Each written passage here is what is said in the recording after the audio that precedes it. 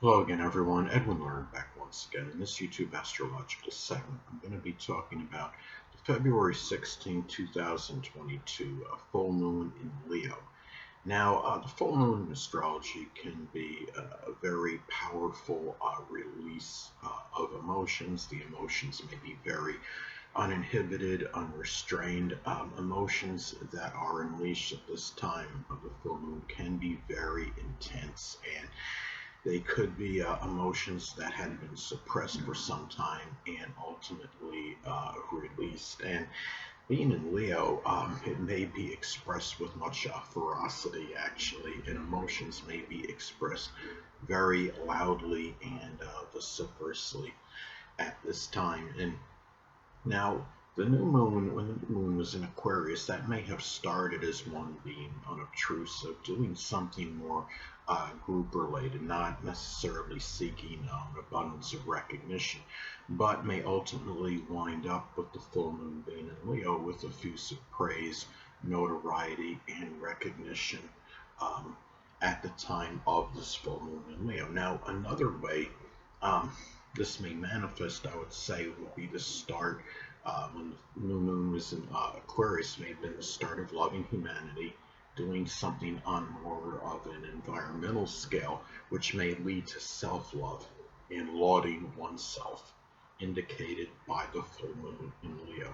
Now, there may be a need, there may have also been a need for freedom and independence, which was the moon in Aquarius, may complete with the recognition of maybe being more gregarious and extroverted, which is Leo. Now,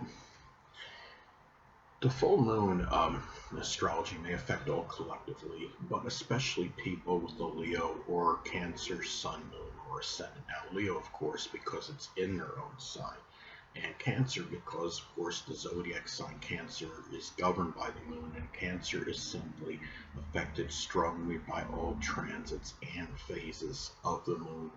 Um, this may be strongly attributed to why the zodiac sign Cancer may be very moody, fickle, and temperamental.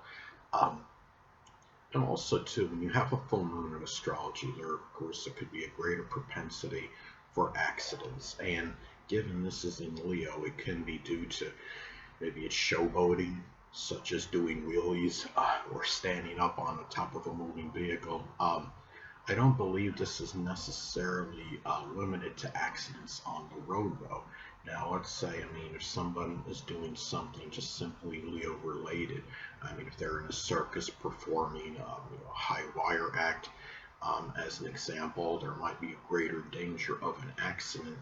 And it could be, if you're on a high wire and slipping and you don't have like the safety precautions and like no netting, as an example. Now, another thing too, when you have a full moon in astrology, there could be a time when something reaches an ending, a completion, or a culmination.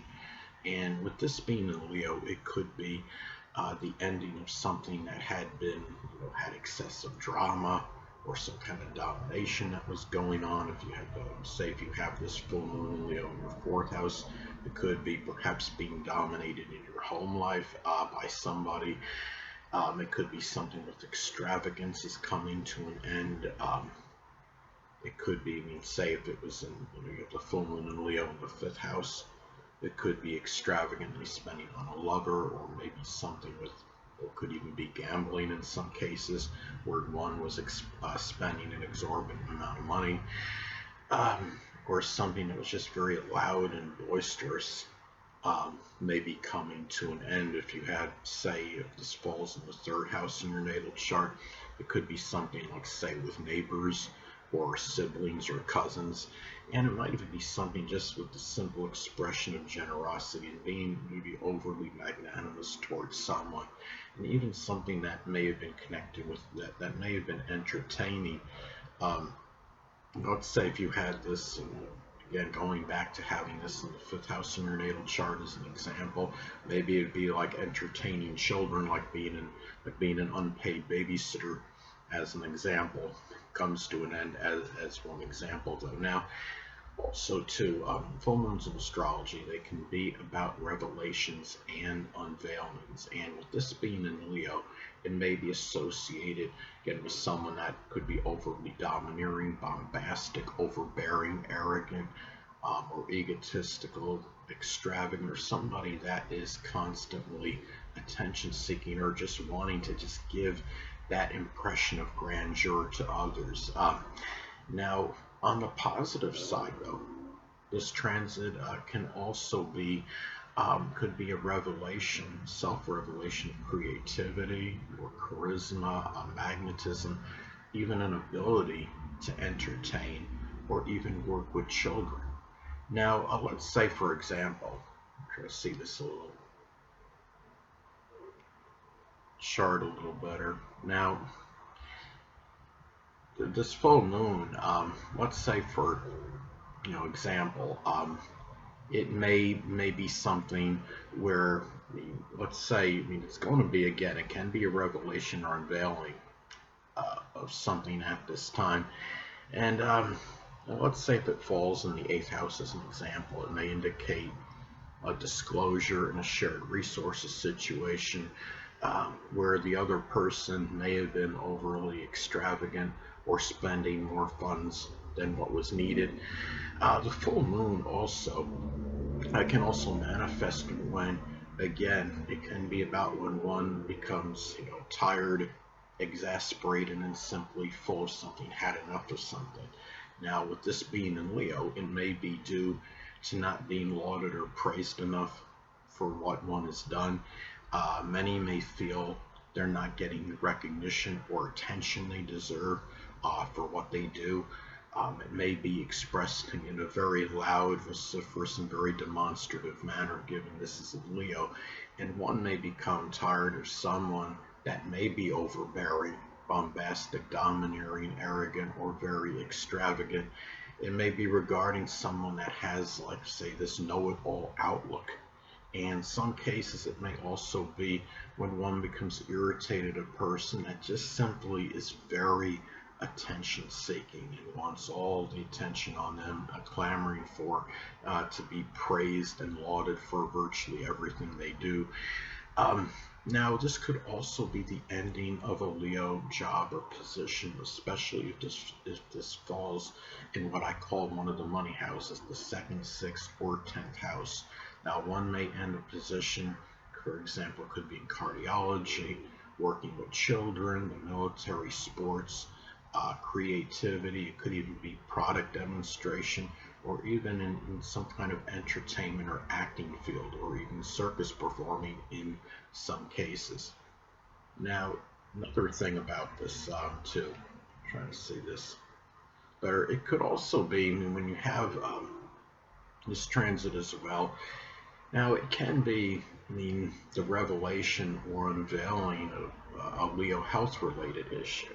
Now, especially if it falls in the first or sixth house in the natal chart. The first house is associated with the physical body, sixth house is connected with health, physical health related issues. Now, there may be some minor issue with the heart or the upper back or the spine. There may be some simple strain with the upper back, as an example. Now, this is going to fall at 27 degrees Leo. As far as saving symbols go, this could add more affluence and prosperity to whatever may be completed that's connected with the transit. It may also be the revelation of more money than one may have originally anticipated. It may also reaffirm and reinforce something, again, that could be ending at this point in time. Say if this falls, in the eighth house as an example, it could be, or maybe more money is coming to a person in some kind of will, as an example. Now, again, it's important to look at the house this falls in, as this could impact the delineation and interpretation for you. Let's say, mine is going to fall in my fifth house. Now, one way this could manifest could be the ending of spending extravagantly, which is Leo, to someone that may perhaps I love, or which is the fifth house. Maybe it's time when I become tired, full, or simply exasperated, or full again, which is the full moon, not getting enough accolades, recognition, or attention for something that I do that I truly enjoy, which is the fifth house. And or it may simply be matters with extroversion, which is Leo, which may be negatively impacting my personal popularity, which is the fifth house. Hold on a moment, people.